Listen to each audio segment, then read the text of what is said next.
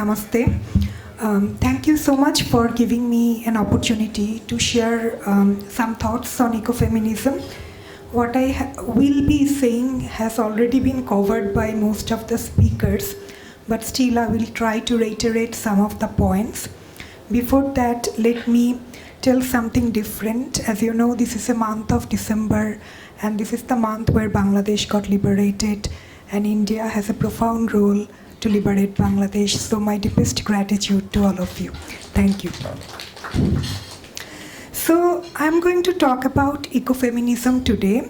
Ecofeminism is a school of feminist thoughts which talk about gender justice and environmental justice.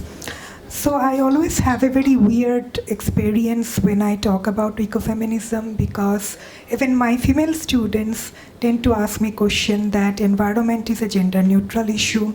Why you are trying to tell that women face more vulnerabilities during climate change?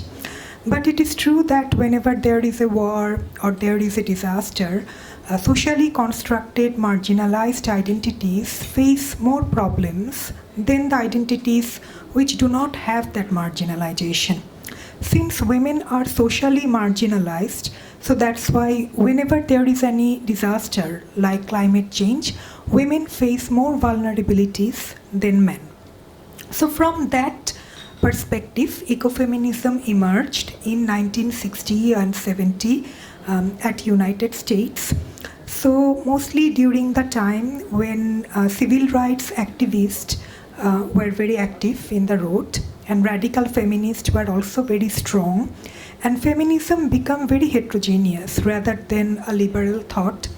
So most of the feminists were liberal, but some feminists emerged as very militant feminists. And what they are going to talk about was very uncomfortable for the audience. So among this uncomfortable space, ecofeminism emerged. So what was their point? Their point was that definitely there is a relationship between gender justice and environmental justice. And when there is a climate change, women face more vulnerabilities. But they also tell a very, very uncomfortable truth that this environmental destruction happens due to aggressive masculine traits. So I think this is a very uncomfortable, because whenever we talk about aggressive masculine traits, we tend to equate masculinity with man, which is not true. Ecofeminists were pointing towards a very aggressive traits. So these traits indicate domination and control of anything that can be categorized as feminine. So the whole politics is centered around objectifying feminine, dominating feminine, with a belief that feminine is an inferior quality. So by doing so, the theoretical aspect of ecofeminism focus on human and nature hierarchical relationship. So in this hierarchical relationship, human are given more superiority, and nature, because of its feminine quality, is given lesser rights. So ecofeminism also demonstrated a very critical outlook towards Western philosophical paradigm. So by Western philosophical paradigm, they tend to indicate very dominant discourse that is always quoted and referred in journal.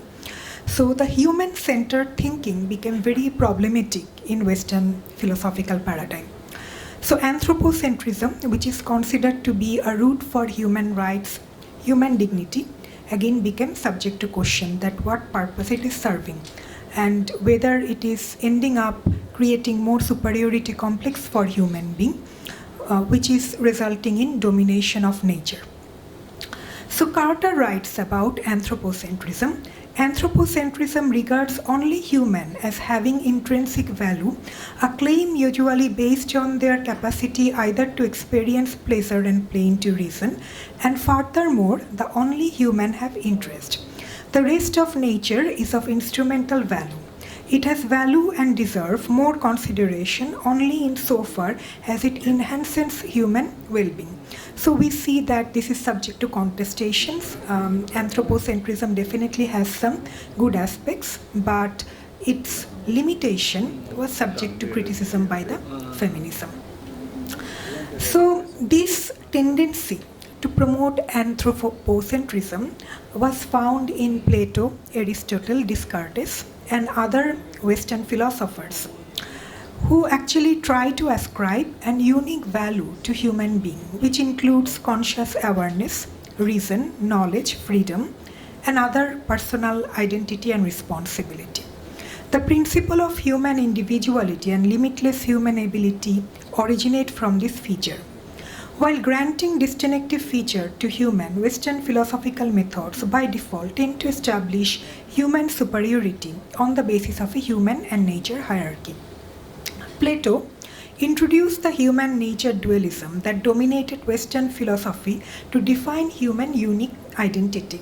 He highlighted the formation of the cosmos to be order-disorder binary, where two opposing form prevail. One is higher, which is reason, and the another one is lower, which is represented by nature. So we could see the same tendency by Aristotle and also Francis Bacon. And even in Kant, although Kant's approach is debatable that whether he really meant to create this binary. Western approach to humanity highlights that the human being is a superior mental creation due to its capacity to exhibit human qualities. This approach makes human self-sufficient, completely distinct from nature, without emphasizing that human existence would be threatened in the absence of nature's support. Nature is reduced to an inessential part, only existing for the sake of human and nature destruction.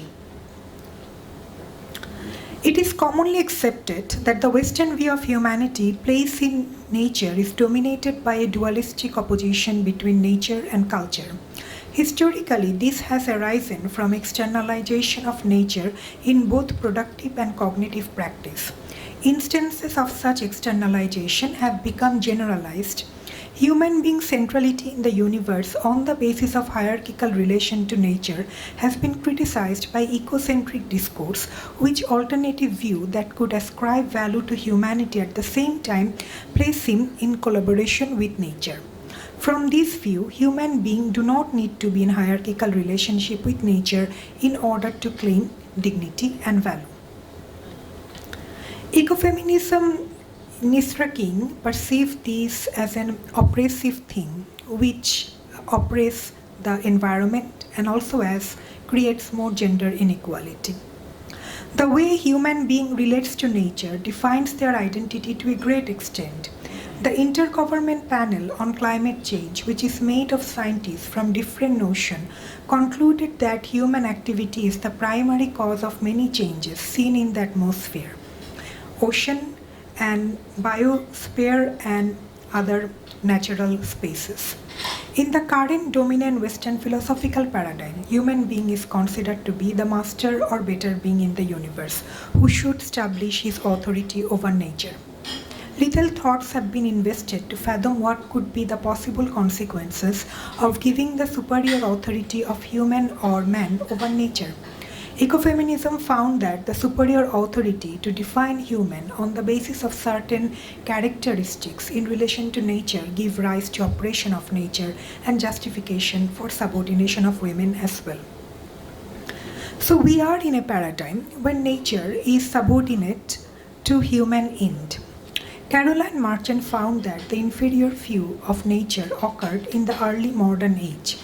Caroline Marchand argues the image of an organic cosmos with a living female earth at the center gave way to a mechanistic worldview in which nature was reconstructed as dead and passive to be dominated and controlled by human.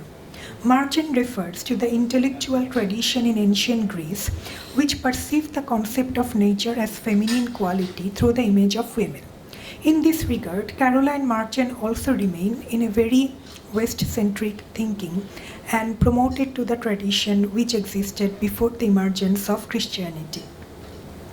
What could be possible solution to address anthropocentric as well as endocentric view that are dominant in defining human being in the Western philosophical paradigm? It should be noted that although androcentric view could be easily to identify, this anthropocentric aspect is difficult to be challenged because of its tight knot with human dignity.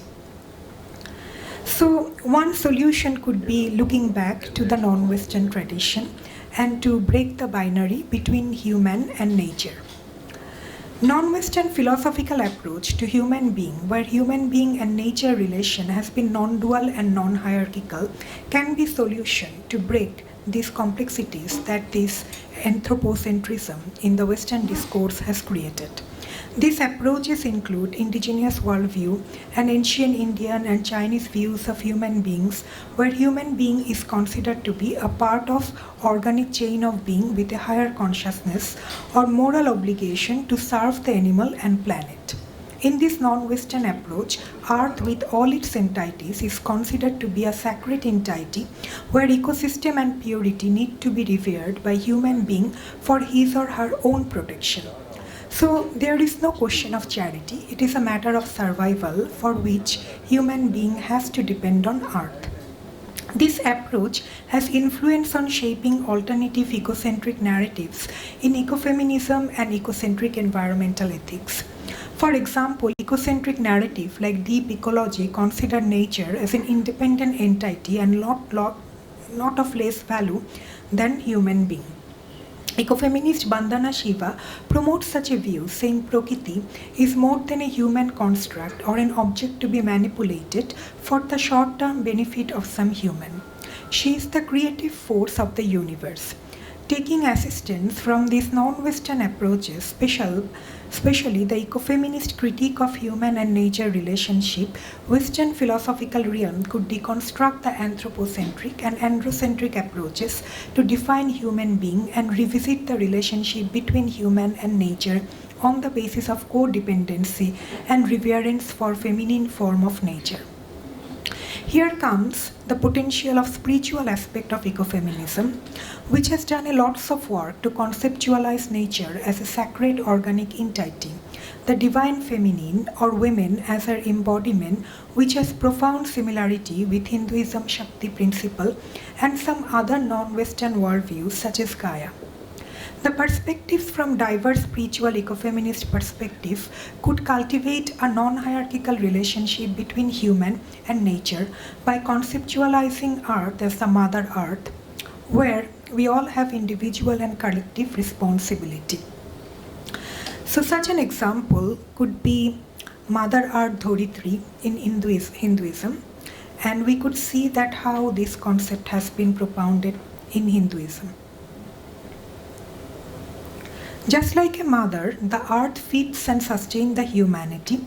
Each and every part of earth is considered to be sacred. For example, Mount Kailash, River Ganga, etc. Hinduism cultivates the spirit of interdependence between human and the whole universe, including the Mother Earth, as well as place environment in the revered position. All four Vedas, the Rig, Shama, Yajur, Atharva, emphasize the importance of venerating environment as a sacred provider to mankind. It is believed that everything, including human beings, are made up of 5 basic gross elements, and there comes the interdependency. The nature of creation of binds everything together to common elements. People are often reminded to keep the nature in high esteem and not to destroy the nature. The well-being of the nature and well-being of the people were inextricably related. Nature is termed as she, the divine feminine with the utmost sacred power that deserve to be worshipped. So, the mantra for Dhoritri Devi, the translation goes, the Devi who is having ocean as her garments and mountain as her bosom, who is the consort of Sri Vishnu, I bow to you, please forgive me for touching you with my feet. This shows the extreme reverence that the feminine entity, nature, should receive from humankind. Now coming back to ecofeminist Vandana Shiva, the way she termed nature and Prakriti, a truly independent, autonomous feminine power, she thinks that women are the best representative of this autonomous true feminine entity, which is again subject to the feminist contestation within feminist discourse. Shiva has valorized women's body by connecting it to nature, unlike the patriarchal way of objectifying women like nature. Women are considered to be the best knower of the mystery of nature because of their gender-based responsibility to manage household and interact with nature for livelihood and healing practice. Here, women refer to the group who rely on nature for their livelihood and location, like the women who depend on forest, live near forest, women who are engaged in agriculture.